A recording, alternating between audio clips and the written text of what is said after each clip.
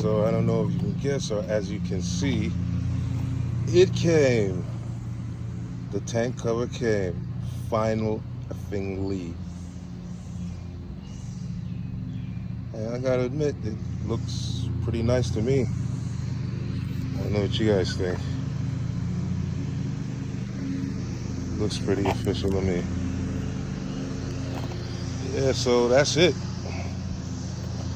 This quote-unquote rebuild project is complete.